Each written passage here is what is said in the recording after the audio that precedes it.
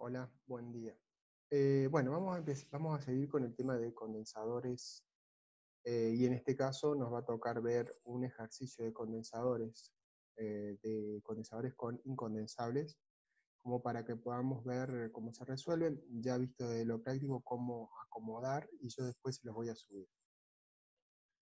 Bueno, para eso vamos a compartir pantalla, yo les voy a compartir pantalla y un ejercicio.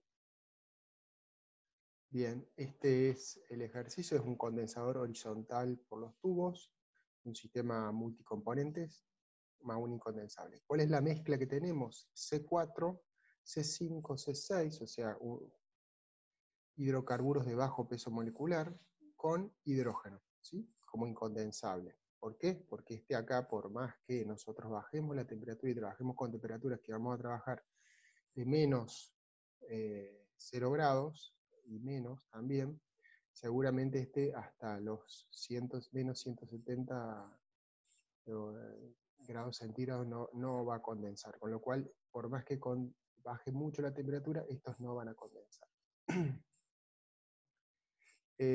Como les decía en la clase de consulta, ¿cómo hago para saber cuándo es un incondensable?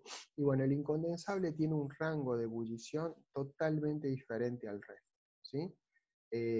Yo le hice la aclaración de que en el caso, por ejemplo, de estos equipos, si yo tuviera que llegar a la temperatura para condensar el hidrógeno, seguramente estos cambiarían no solo de fase vapor a fase líquida, sino de líquido a sólido, con lo cual no es compatible poder hacer la condensación en esa condición, ya que en ese caso se bloquearía el equipo porque se formaría una obstrucción por condensación, no solo por condensación, sino porque condensa y encima estos componentes del C4, C5 y C6 pasan a estado sólido, entonces no es factible. Entonces, en estos casos, lo que conviene, entonces este va a ser siempre un incondensable, ¿sí? Para poder manejar medianamente esa condensación. Bueno, el ejercicio consta de un equipo que vamos a hacer horizontal por los tubos, y o sea, tiene 30.000 libras hora, o sea, que es alrededor de 15.000 kilos hora, una presión de operación, acá está la presión de operación, una caída de presión admisible de 0,5, una caída de presión admisible en la mezcla o en el refrigerante de 0,5 kilogramos. ¿Sí? Bueno, ¿qué es lo primero que tenemos que hacer? Y bueno, tenemos que listar los pesos moleculares, ya que nosotros acá estamos, como nos pasó en la otra vez, estamos trabajando en libras, o sea, en caudales másicos, y lo vamos a tener que pasar a caudales molares, ¿sí? Como les decía, tengan cuidado de... esto es gramos por mol, fíjense, y hay que tener cuidado en estas relaciones, ¿sí? Porque una vez que toman o adoptan una relación, la tienen que mantener. Porque el MATCAT no advierte la diferencia entre gramos mol y libras mol, ¿sí? Eso es para que no tengan un error. De última lo podrían chequear para evitar ese problema. Bueno, acá están las fracciones molares, una vez que convierto con las fracciones, ¿sí?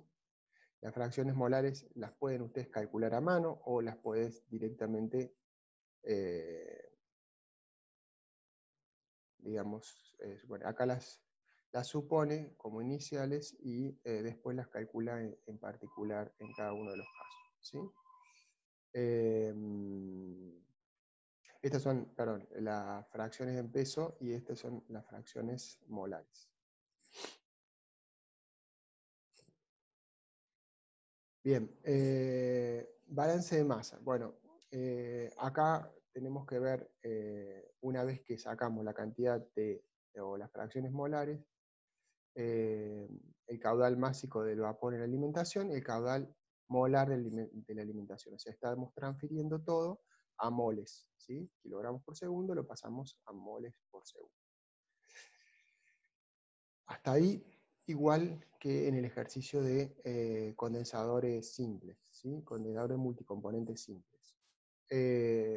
vamos a calcular el punto rocío de la mezcla de hidrocarburos. Fíjense que sacamos el punto rocío de la mezcla de hidrocarburos.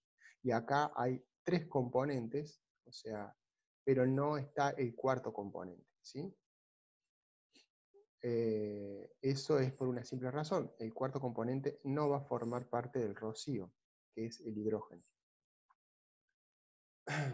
Entonces, fíjense que son 3 ecuaciones más la cuarta, que es la sumatoria de los 3. El líquido va a tener 3 componentes y no 4.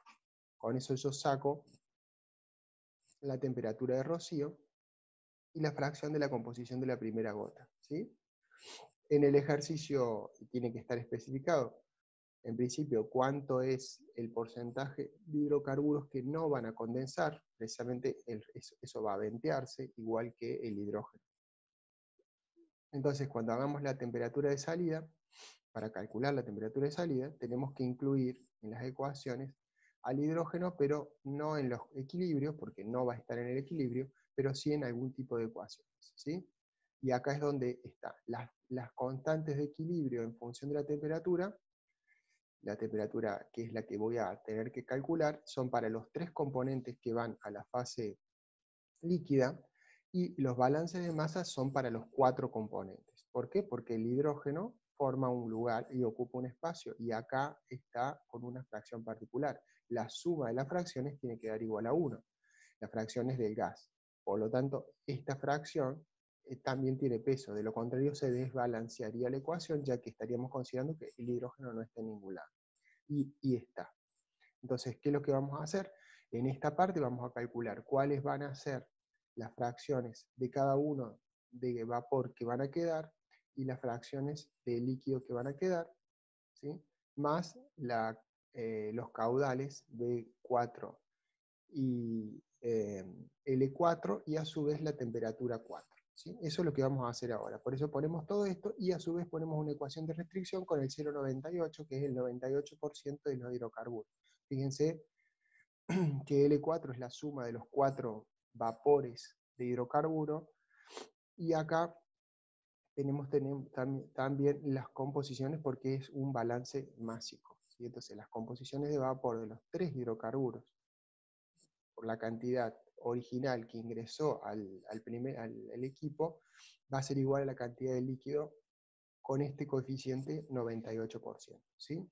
O sea, el 98% del vapor de hidrocarburos que ingresó al equipo originalmente va a ser igual al líquido que sale del condensador condensado, ¿sí? Entonces, partiendo de datos iniciales, yo calculo todo esto, como les decía, las composiciones de los 4 fracciones de vapor, los caudales finales de vapor y de líquido, las composiciones del líquido, de los 3 elementos que van a condensar, y la temperatura. De ahí sale que la temperatura es 289 grados Kelvin.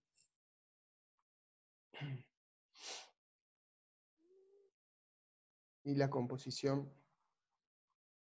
de vapor, fíjense que producto de la condensación va a haber relativamente poco de los componentes que condensan, y va a haber mucho inicialmente de ese hidrocarburo, ¿sí? Ahora ya lo vamos a ver en las gráficas para que vean la diferencia que hay, pero ahí va a haber mucho. Y la última gota va a ser básicamente el 4.1, si se fijan, es el más pesado.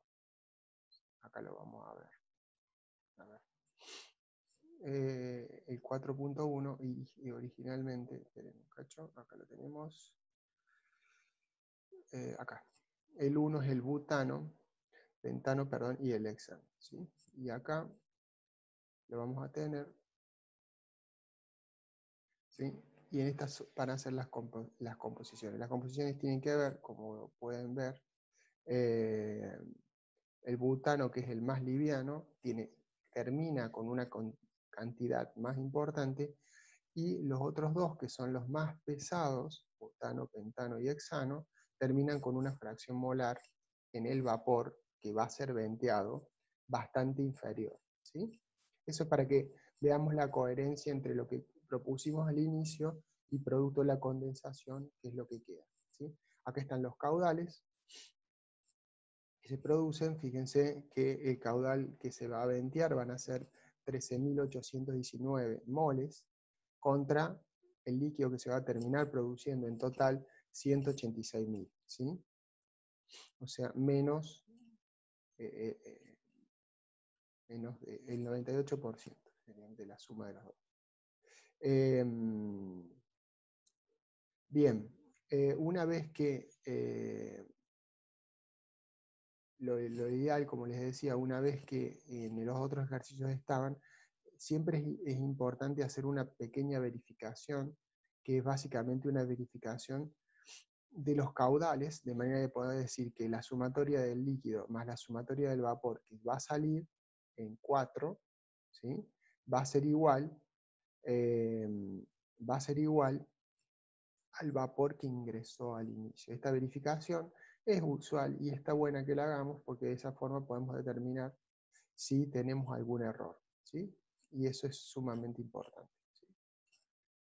Bueno, una vez que yo tengo la temperatura que ingresa y la temperatura que sale, punto rocío y punto burbuja, o punto en este caso al 98% de los hidrocarburos, yo lo que voy a hacer es establecer un intervalo. En este caso, hace 3 intervalos, ¿sí?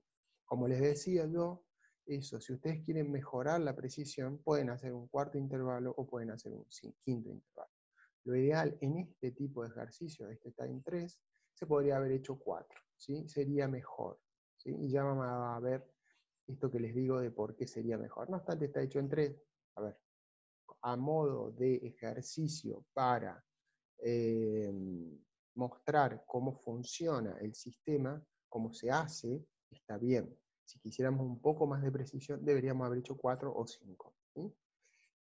Ya que ustedes ya van a ver cómo cambia el perfil y cómo cambia la curva de condensación. Entonces, tal vez ameritaría. Pero bueno, ya está hecho así, lo vamos a seguir de esta forma. Bien, entonces, los intervalos se plantean básicamente de la misma forma que habíamos hablado o que trabajamos, con la única diferencia que no hay un valor de temperatura. La temperatura ya está sacada porque yo dividí en intervalos iguales. Si ustedes se fijan, lo que hice acá es dividido 3, me da 20 grados Kelvin por cada uno de los rangos, con lo cual yo dividí de 20, ¿sí?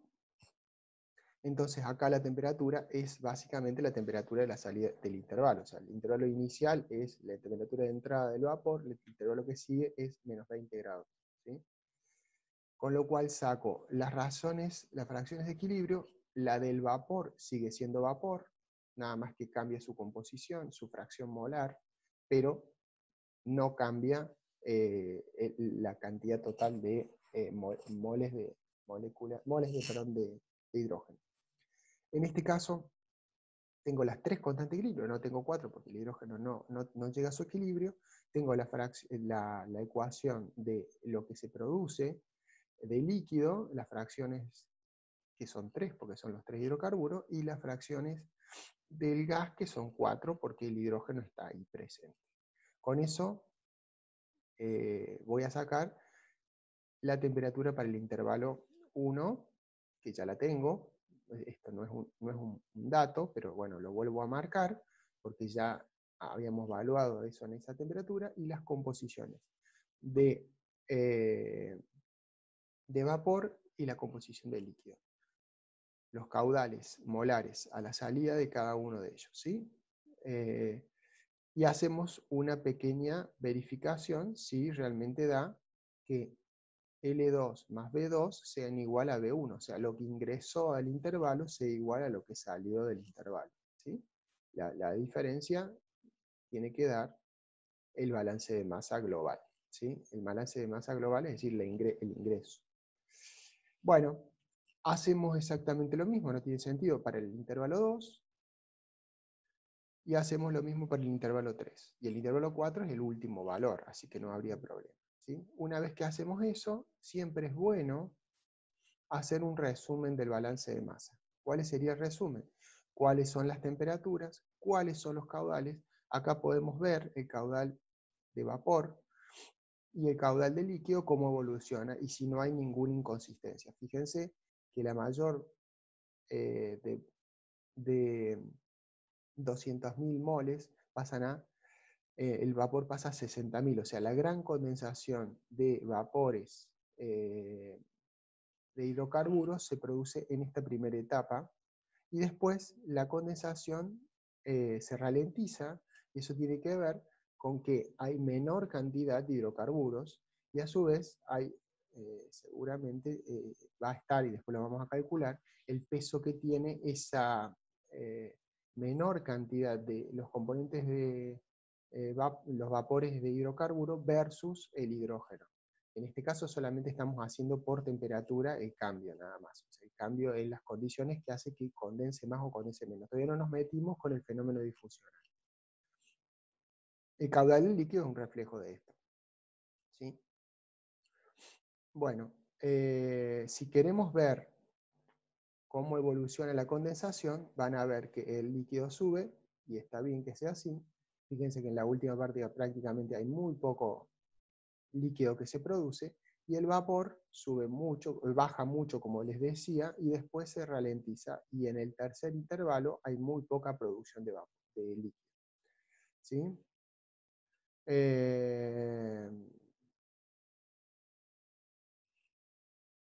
Bueno, acá hace una acotación de que aproximadamente a los 345 Kelvin, ambos caudales, tanto líquido como vapor, son iguales. O sea, los caudales estos a 345, o sea, por acá, más o menos son similares. Acá, perdón, acá. Son iguales, pero eso es una acotación que no tiene mucho significado. Si vemos las fracciones molares, la comparativa, este balance de masa siempre es bueno hacerlo, vuelvo a decir, porque nos permite ver si hay alguna cosa rara. ¿Sí? Y suele pasar. Suele pasar cuando uno hace los intercambiadores, suele pasar que en algunos casos se observan algunas cosas que son raras. Por ejemplo, en las fracciones de C4, C5 y C6, fíjense que la fracción del C4, ¿sí? Inicialmente es importante en el líquido, porque es lógico, es el más liviano, y después esa fracción se va equiparando con los de los otros. ¿Sí? El C5 incrementa su fracción y se mantiene, después casi no tiene mucho que ver, y el C6 se aumenta proporcionalmente mucho más en el segundo intervalo. ¿Sí?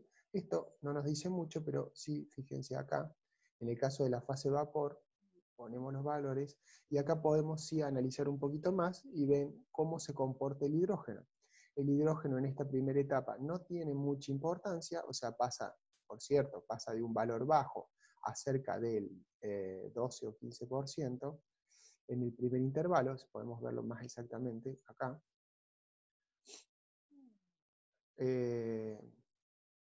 Perdón, ¿no?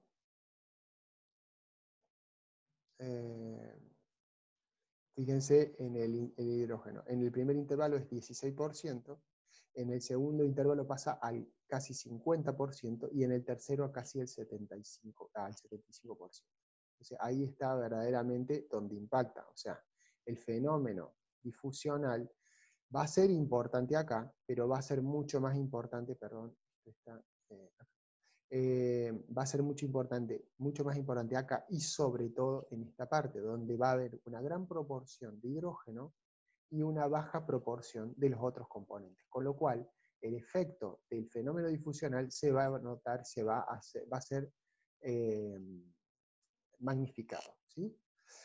Bien, una vez que yo hice esto, yo lo que hice fue la resolución físico-química de los equilibrios que se produjeron a lo largo del intercambiador en esos tres, que son, definiría, 4 puntos de corte. ¿Sí? Ahora lo que vamos a hacer es el balance de masa, igual que en el caso de un condensador multicomponente simple. ¿Sí?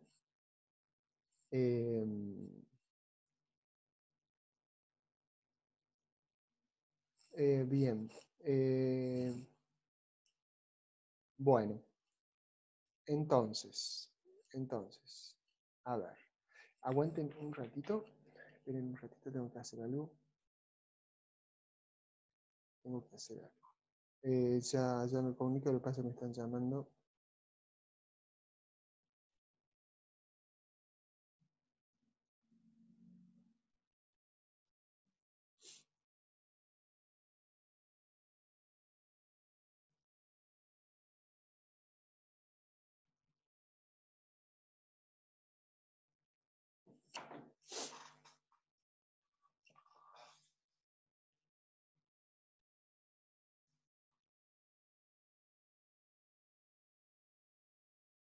Bien, sigamos, disculpe.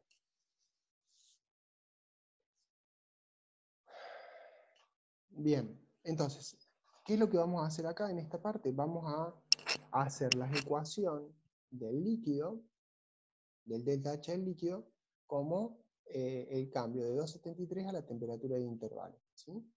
En todos los casos que acá se listan, la diferencia con el otro ejercicio es que no lo tenía en forma matricial, acá lo estoy poniendo en forma matricial en valores de joules por mol, ¿sí? Acá tengo la ecuación, es exactamente el mismo planteo, la única diferencia es que lo estoy presentando como una matriz, ¿sí? Que está buena también para ir viendo cómo es el delta H del líquido, ¿sí? Bien, el delta H del vapor, como les decía, era desde 273, de 273 en líquido hasta la temperatura de condensación valuada en la temperatura de condensación y desde la temperatura de condensación a la temperatura de intervalo, ¿sí? De esa forma puedo ver la entalpía del vapor en un determinado momento, ¿sí?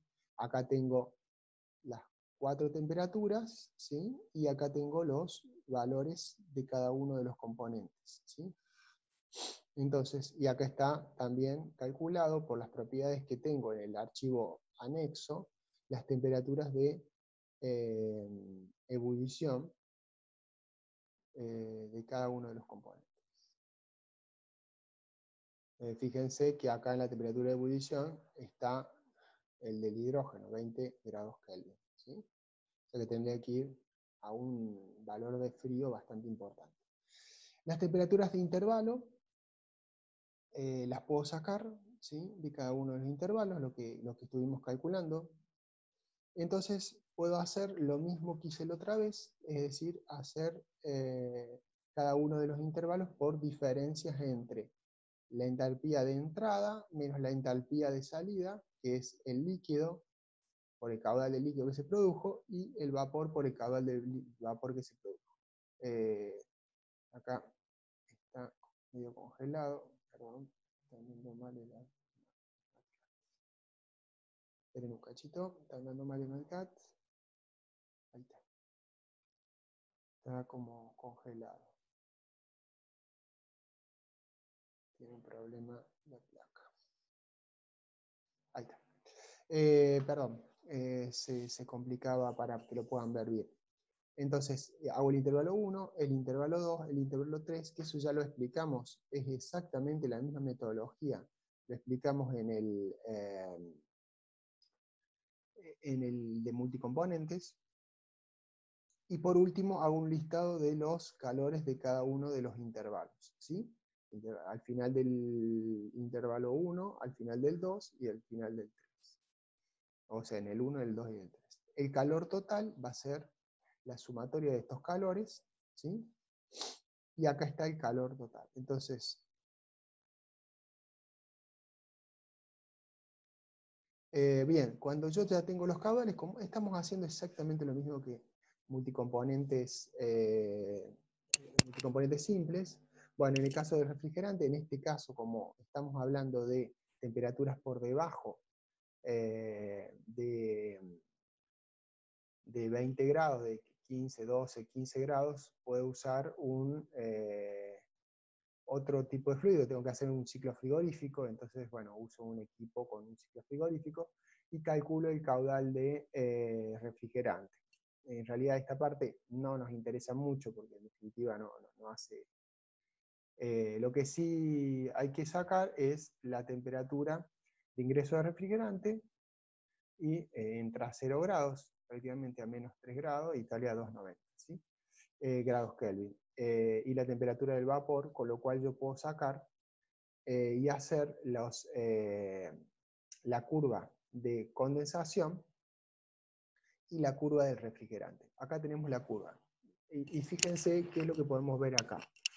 Miren, la primera parte, que se acuerdan que dijimos que ahí había poco incidencia del hidrógeno, la primera parte, la temperatura, y fíjense que es casi una línea recta, en realidad es una línea recta porque tengo solamente valor en este punto y en este punto. Si yo quisiera, tendría que evaluar, ver cómo esta curva, debería evaluar punto por punto.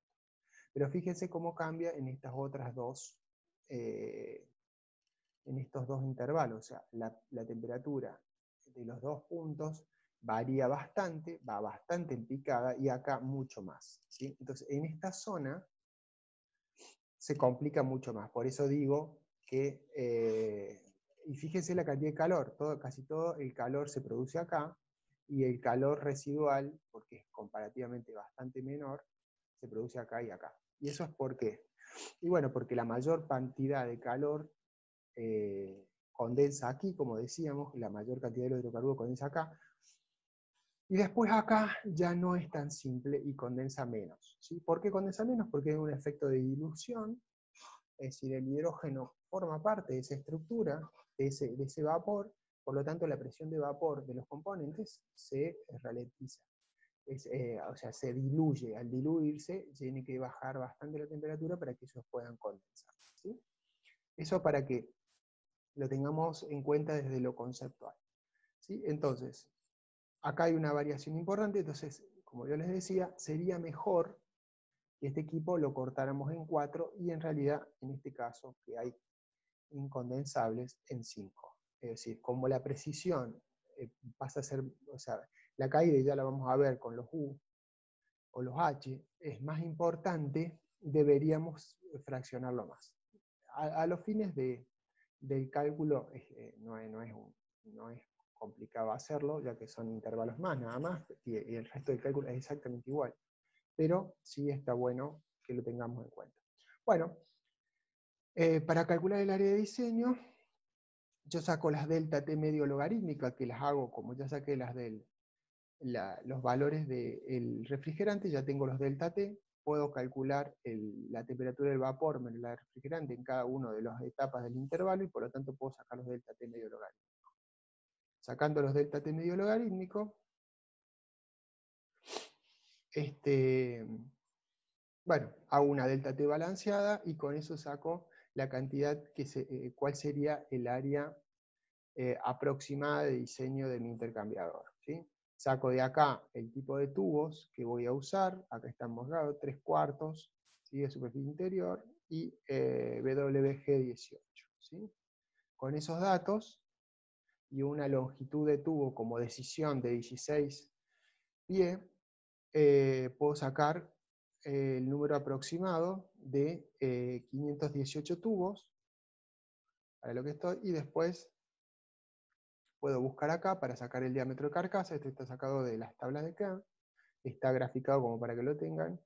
Elige un arreglo en cuadro, es una decisión de coso, un solo paso por los tubos, como es lógico. Podrían haber sido más pasos por los tubos, en este caso si es condensación, pero no es del todo. Puede ser también se puede hacer, pero si no se puede hacer en un tubo. En este caso, como verán, la condensación se puede hacer en varios tubos porque ustedes pueden hacer, acuérdense del tema de la purga del incondensable, ustedes lo pueden hacer, lo pueden ir diluyendo y que no sea solamente un condensador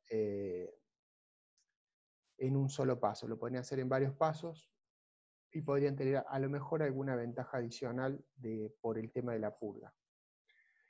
Bueno, terminan con 553, un diámetro de carcasa de 29 pulgadas, y la distancia de separación en 0,7 del diámetro de carcasa. Bueno, de acá sacan el coeficiente global real, o el coeficiente global real. Cuando hablamos de coeficiente global real, como acá, estamos hablando del coeficiente global que se toma para el diseño del equipo, que no es el real real es el calculado. Bueno, acá lo que vamos a hacer es hacerlos cada una de las propiedades, ponerlas en forma matricial. ¿Para qué? Para tener la posibilidad de poder calcular el CP del vapor, el CP del líquido, de los hidrocarburos. Bueno, acá vamos a poner todas las propiedades. No hace falta mucho explicar esto ustedes ya lo saben y lo venimos viendo. De la mezcla líquida, las propiedades también, o sea, las propiedades de líquido por cada uno de los componentes. De esa forma después puedo hacer propiedades de mezcla, teniendo en cuenta las fracciones molares, ¿sí? Por eso es que acá salen, teniendo en cuenta las fracciones molares, ¿sí? Y la densidad de cada uno de los componentes, hago una propiedad de mezcla como la sumatoria de la fracción por el valor de la propiedad, ¿sí? Como una medida de poder tratar de emular cuál es el comportamiento de esa mezcla. Evidentemente ese comportamiento es un comportamiento ideal, y estamos tomando mezclas como si fueran ideales, porque la complejidad se aumenta si no lo hacemos así. Ustedes, si lo quieren hacer, como me preguntaron en un ejercicio, en una clase consulta, con fugacidades y hacer cálculos más rigurosos, se pueden hacer, no hay ningún problema. Les va a costar un poco más, se pueden hacer, no hay ningún problema. No es el fin de esta cátedra ponerse a hacer un cálculo con tanto detalle y menos en propiedades, ¿sí? Bueno, entonces, el coeficiente pelicular del lado de los tubos, acuérdense, como decíamos, la condensación en realidad es exactamente lo mismo. O sea, nosotros habíamos visto por el lado del carcasa, que es cómo se hacía, que se usaban las ecuaciones de Nusselt y usábamos en la corrección de Wallis. En el caso de los tubos, ¿se acuerdan que dependiendo del tipo que era, si era vertical o horizontal, en el caso de los horizontales teníamos dos tipos de flujo, el anular o el estratificado? Y que lo que hacíamos era calcular el anular y calcular el estratificado, y el mayor de los dos era el que íbamos a considerar. Entonces lo que vamos a hacer, vamos a calcular el flujo estratificado, lo sacamos de KO. Acá está la ecuación, y estos son los valores del estratificado, ¿sí? Para el caso del flujo anular, sacamos el plan del líquido, los volúmenes másicos de cada uno de los intervalos. Bueno, el líquido a la entrada se considera nulo, los pesos moleculares del hidrógeno, y acá vamos a sacar la fracción de vapor avanzado en el condensador. ¿Por qué sacamos la fracción? Y bueno, porque acuérdense que era importante para el anular la fracción, y acá la fracción es importante. ¿Por qué es importante? Y bueno, porque tengo un incondensable, eso es la fracción de vapor, que cómo va aumentando, es sumamente importante. O sea, pasando de 1, en el primer intervalo pasó a 25% de vapor, 0,5 y 0,02, ¿sí? El coeficiente de Boyko-Cruzilin, ¿sí? Acá están los coeficientes, acá están los caudales de líquido másicos, dividido el número de tubos, y de acá sacó el coeficiente pelicular de la correlación Boyko-Cruzilin. Como se fijarán, están todos hechos para que con una ecuación sola podamos después listar. O sea, está todo hecho en forma matricial o en forma vectorial, como para poder colocarlo aquí y poder sacar con un solo cálculo todos los valores y no repetir intervalo por intervalo. Bien, una vez que saqué, bueno, voy a seguir un poquito más, después vamos a tener que cortar porque si no el video se me va a hacer muy largo. Acá saco los coeficientes anulares. ¿Y qué vamos a hacer acá? Y como dijimos, acá tenemos los anulares. Fíjense que los anulares son más pequeños que los que sacamos originalmente del estratificado. Entonces, como son más pequeños, vamos a aplicar de los dos, va a salir uno solo. ¿Cuál? El mayor. Entonces lo que hacemos es hacer el máximo entre los dos, el estratificado y el anular. ¿sí? Eso me va a dar, perdón, eso me va a dar, y después a ese valor lo voy a pasar a el espesor exterior. ¿Se acuerdan que todo siempre se relacionaba con el diámetro exterior del tubo? ¿Sí? Con lo cual lo voy a, y acá me queda el H interior referido al exterior y es el máximo. Fíjense los valores, está en 178 y 239. Este es el H de condensación. Es el H de condensación. ¿Está claro? Bueno, después.